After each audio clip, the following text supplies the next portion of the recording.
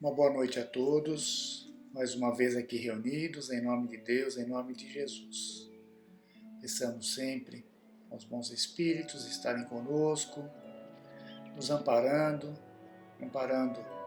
o nosso lar, a nossa família, aqueles que convivem conosco, amparando também a todos aqueles que neste momento se encontram unidos no mesmo pensamento, na mesma vibração do bem.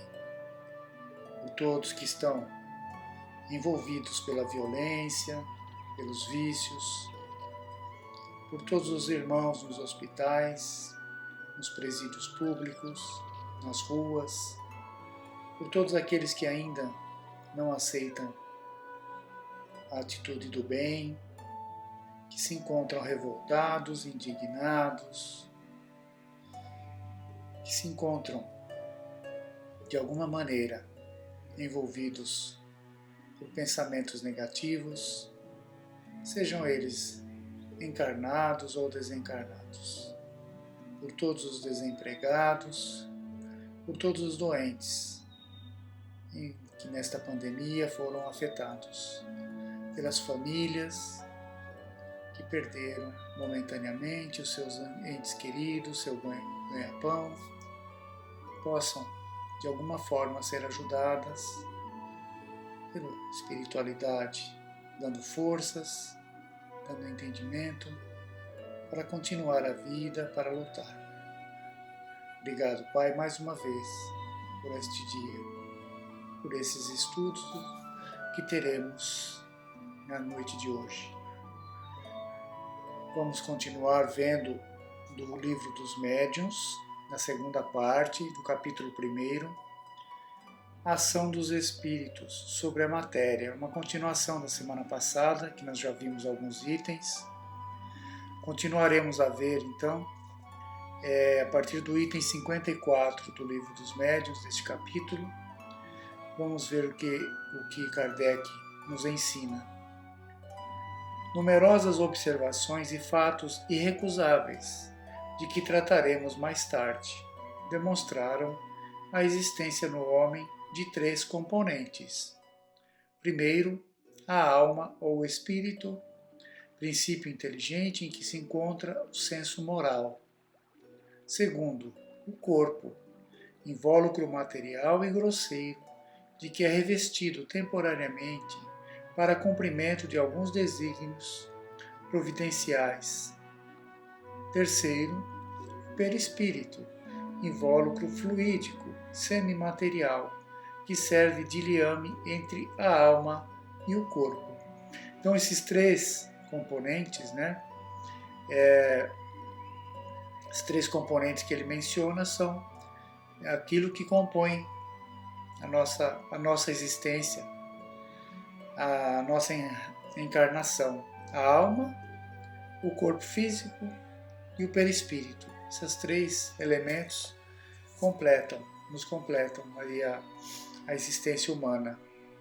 Aí ele continua assim: a morte é a destruição, ou melhor, a desagregação do envoltório grosseiro, que a alma abandona. O outro envoltório desprende-se e vai com a alma, que dessa maneira tem sempre um instrumento. Este último, embora fluídico, etéreo, vaporoso, invisível para nós em seu estado normal, é também material, apesar de não termos, até o presente, podido captá-lo e submetê-lo à análise. Nós vimos na semana passada que ele menciona que o espírito nunca está só, Assim, o espírito está sempre acompanhado do seu corpo, do seu perispírito, que é o corpo do espírito. Então, quando se fala em espírito, nós normalmente estamos nos referindo ao espírito e ao perispírito, porque quando numa manifestação, numa comunicação espírita ou através de uma vidência, o que se vê, na verdade, é o corpo do espírito, é o perispírito. É o perispírito que permite que haja a comunicação entre o médium e ali que o médium receba a comunicação do espírito através do seu perispírito, né? Então, o espírito está sempre acompanhado do seu perispírito, que é também matéria. Aí ele fala assim, ó, o segundo, ele vai explicar um pouquinho do perispírito. Este segundo item, né, esse segundo componente, ele é o perispírito, portanto, na própria vida corpórea. É o intermediário de todas as sensações, olha só. Ele é o intermediário de todas as sensações que o espírito percebe e através do qual o espírito transmite a sua vontade ao exterior, agindo sobre os órgãos do corpo. Então, quem age no nosso corpo físico é o perispírito, é o corpo do espírito, né? O seu perispírito, que é onde ele tem as sensações, ele percebe as sensações e transmite essas sensações, esses sentimentos, ao corpo físico. Para nos servirmos de uma comparação material, é o fio elétrico condutor que serve para a recepção e a transmissão do pensamento. Então ele compara o perispírito como um fio elétrico, né?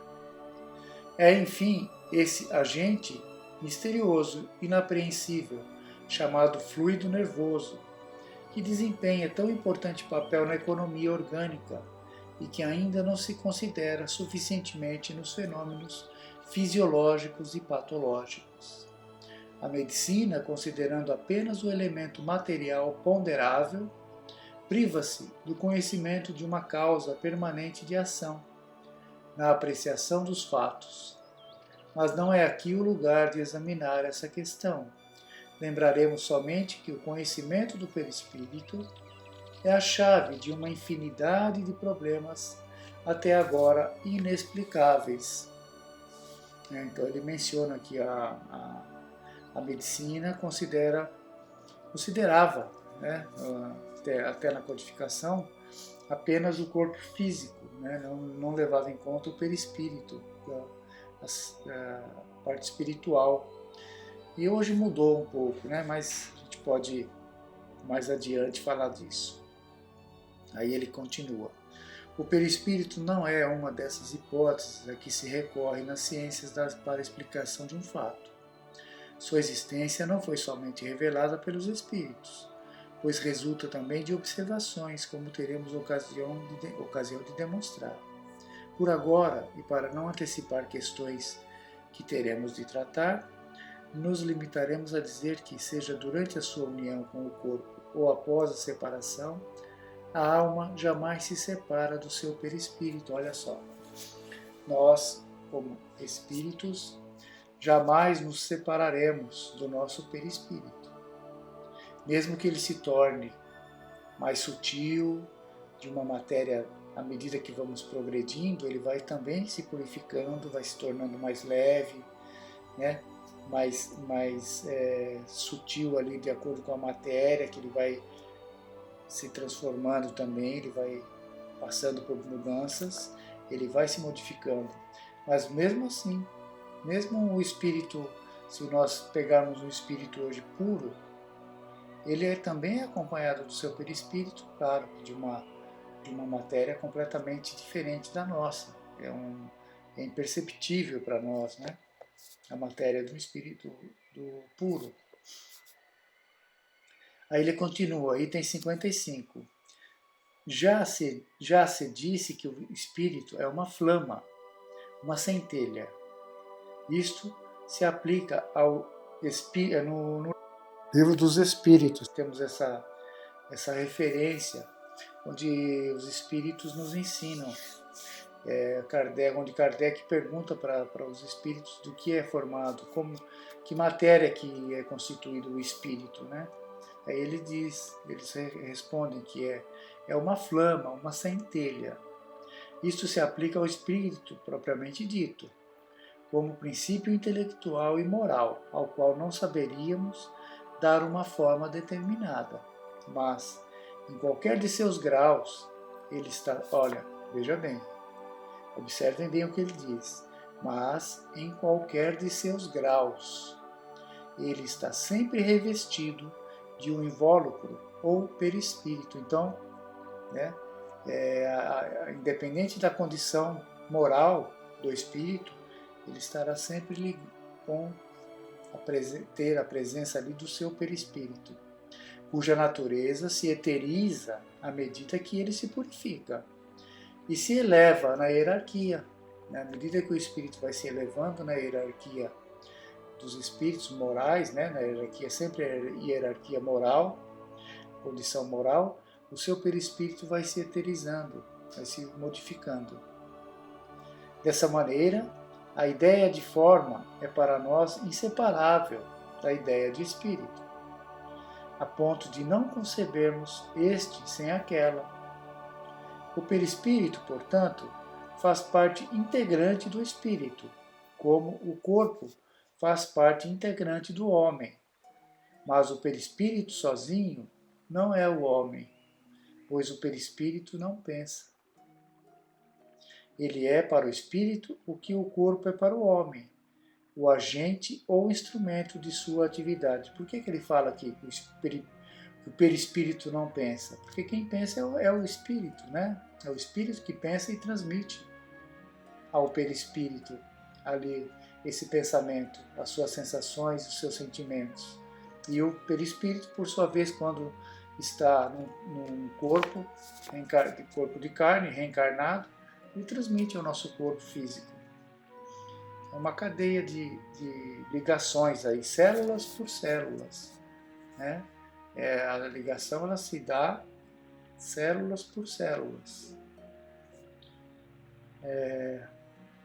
O agente ou instrumento, que é o perispírito, né? O espírito é para o corpo do homem, o agente. 56, para a gente terminar aqui.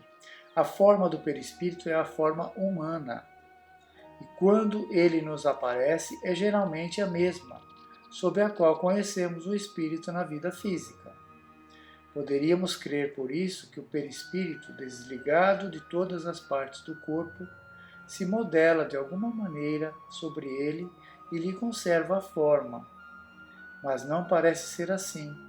A forma humana, com algumas diferenças de detalhes, e as modificações orgânicas exigidas pelo meio em que o ser tem de viver. É a mesma em todos os globos. Olha, muito importante essa informação. A forma humana para o espírito, para os espíritos, é a forma humana em todos os globos onde ele estiver. Então aquela coisa de ficções que o homem fica tentando imaginar como que é o corpo de um espírito que vive em Marte, que vive em Vênus, né, em outros planetas, em Júpiter, enfim, qualquer planeta que a gente possa imaginar aí, a forma será sempre humana. É isso que temos que entender. E o Kardec deixa isso muito claro para nós, aqui no Livro dos Médiuns e também em outros livros, né?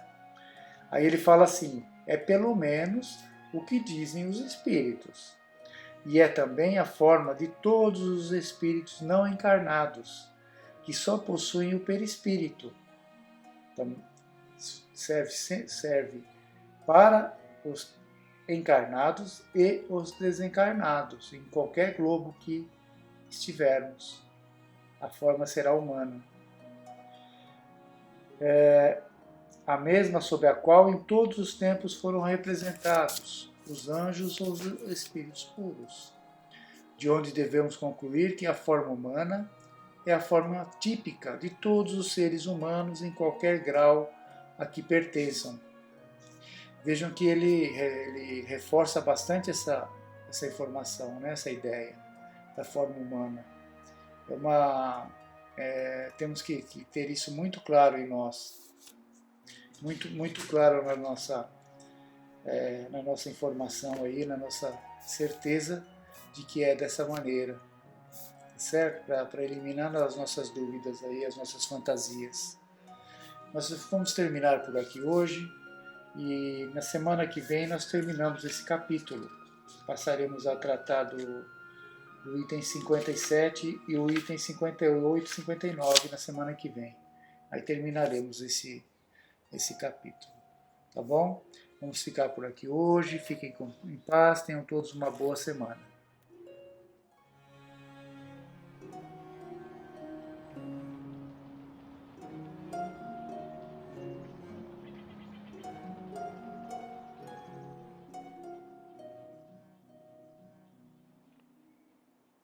Uma boa noite a todos vocês. Vamos tratar na noite de hoje de um assunto que está sendo bastante debatido ultimamente, sobretudo no momento atual em que o planeta tem vivido situações dolorosas que podem levar ao desequilíbrio de muitos de nós, e que são as obsessões, as perturbações espirituais que nós mesmos atraímos pelo nosso próprio estado emocional, pelo nosso descuido, pelo estado espiritual, pelo desânimo, enfim, pela nossa falta de fé.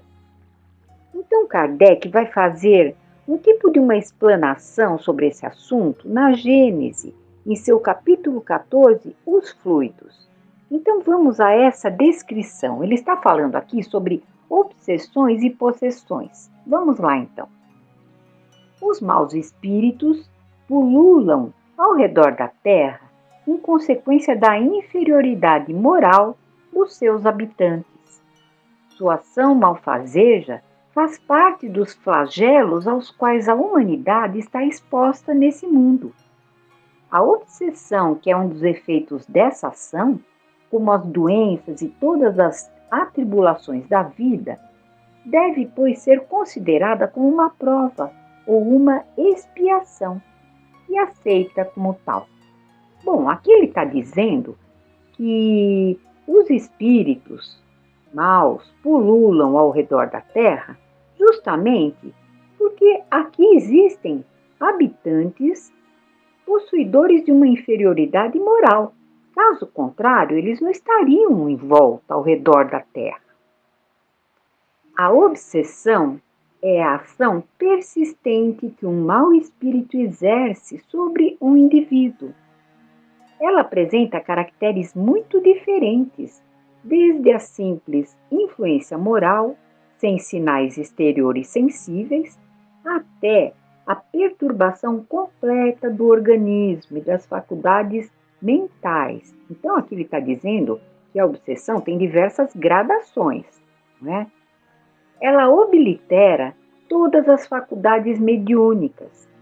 Na mediunidade auditiva e psicográfica, traduz-se pela obstinação de um espírito em se manifestar com a exclusão de todos os outros. Então, aí no caso, é a exclusividade de um espírito sobre um médium, sem que os outros tenham o direito de se manifestar através desse médium. Seria essa exclusividade que ele está falando.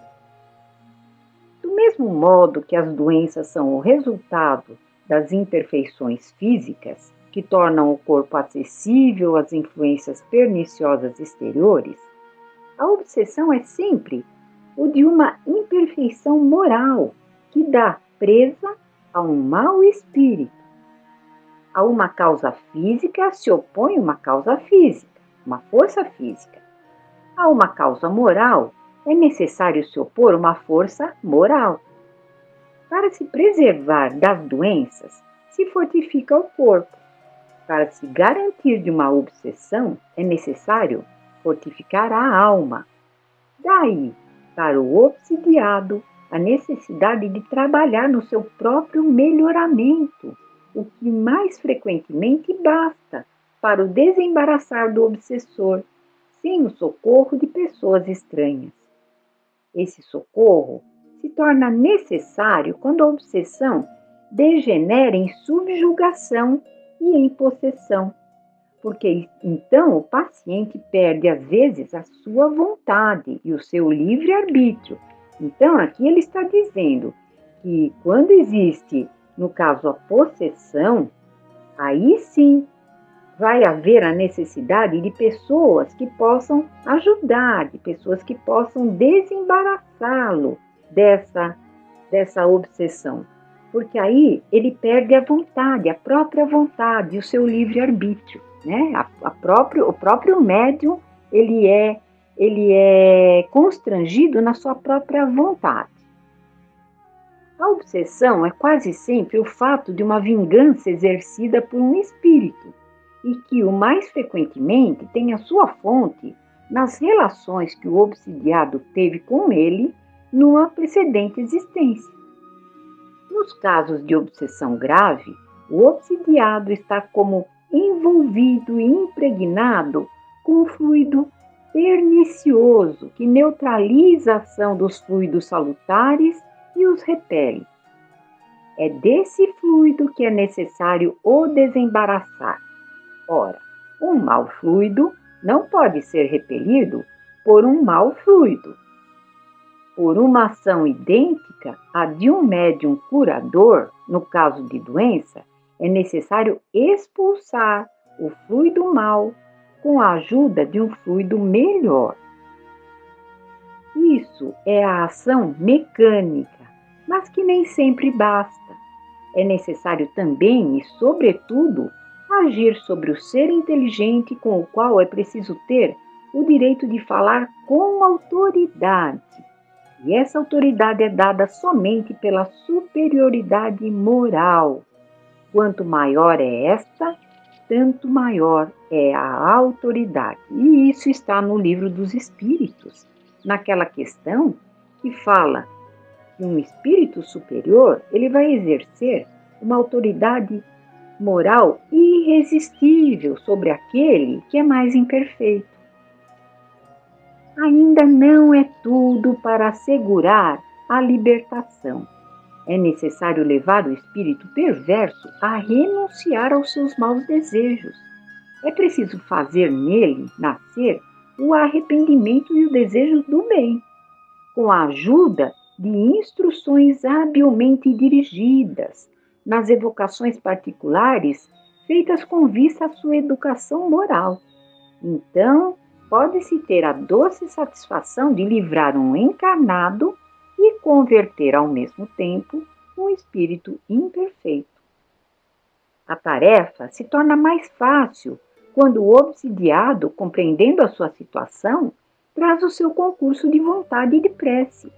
Assim, não o é quando este, seduzido pelo espírito enganador, ilude-se sobre as qualidades do seu dominador e se compraz no erro em que esse último, o dominador, o mergulha. Porque então, longe de secundar, ele repele toda assistência, todos que queiram ajudá-lo. É o caso da fascinação, sempre infinitamente mais rebelde do que a mais violenta subjugação.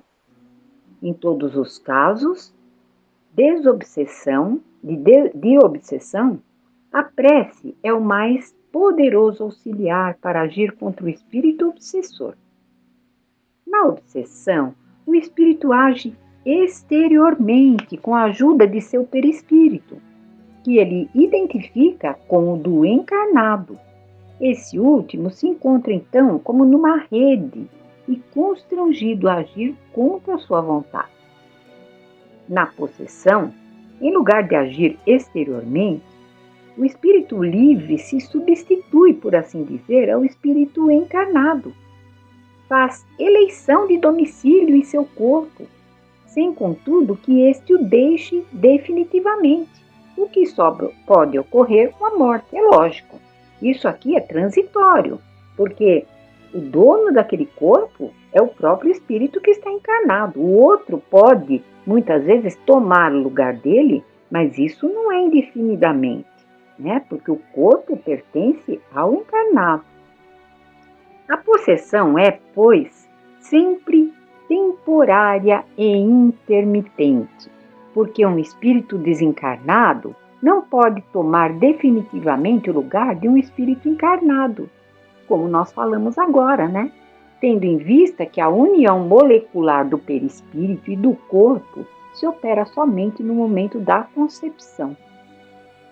O espírito, na posse momentânea do corpo, dele se serve como do seu próprio corpo, Fala por sua boca, vê pelos seus olhos, age com os seus braços, como faria quando ele estava vivo. Não é mais como na mediunidade falante, onde o espírito encarnado fala, transmitindo o pensamento de um espírito desencarnado. É o próprio espírito desencarnado, ele mesmo, quem fala e age. E se ele for conhecido, se ele foi conhecido quando ele estava vivo, ele será reconhecido pela sua linguagem, pela sua voz, pelos seus gestos e até pela expressão da sua fisionomia. A obsessão é sempre o fato de um espírito malfazejo. A possessão não. Ela pode ser o fato de um bom espírito que quer falar. E para fazer mais impressão sobre os seus ouvintes, ele empresta o corpo de um encarnado, que lhe empresta voluntariamente, como empresta as suas roupas. Nós vemos isso com médiuns. Por exemplo, o Dr. Bezerra de Menezes, quando ele atua na mediunidade de Divaldo Franco, então, o espírito de Divaldo Franco, nesse momento, dá lugar ao espírito Bezerra de Menezes para que ele fale. Isso se faz sem nenhuma perturbação ou mal-estar. E durante esse tempo, o espírito se encontra em liberdade, como no estado de emancipação. E o mais frequentemente, coloca-se ao lado do seu substituto para escutá-lo, porque sempre é um espírito mais elevado. Quando o espírito possuidor é mau, as coisas se passam de outro modo. Ele não empresta o corpo. Dele se apodera se o titular não tem força moral para lhe resistir. Ele o faz por maldade contra este, que tortura e martiriza de todas as maneiras, até o querer fazer perecer, seja por estrangulamento, seja o empurrando para o fogo ou outros lugares perigosos. Servindo-se dos membros e dos órgãos do infeliz paciente, blasfema, injuria e maltrata aqueles que o cercam. Entrega-se a excentricidades e atos que têm todos os caracteres de uma loucura furiosa. Os fatos desse gênero, em diferentes graus de intensidade, são muito numerosos e muitos dos casos de loucura têm essa causa. Frequentemente, a isso se juntam desordens patológicas que são apenas consecutivas, são só uma consequência, e contra as quais os tratamentos médicos são impotentes, enquanto subsiste a causa da obsessão, a causa primeira. O Espiritismo, fazendo conhecer essa fonte de uma parte das misérias humanas, indica o meio de remediá-las. O meio é agir sobre o autor do mal, que, sendo um ser inteligente, deve ser tratado pela inteligência. A obsessão e a possessão, o mais frequentemente, são individuais, mas às vezes elas podem ser epidêmicas, quando uma nuvem de maus espíritos se abate sobre uma localidade. É como quando uma tropa de inimigos a vem invadir. Nesse caso, o número de indivíduos atingidos pela obsessão pode ser considerável. Falando dessa obsessão coletiva a qual Kardec se referiu aqui, nós sabemos que a ação dos espíritos obsessores sobre a população terrena existe desde os primórdios de nossa civilização.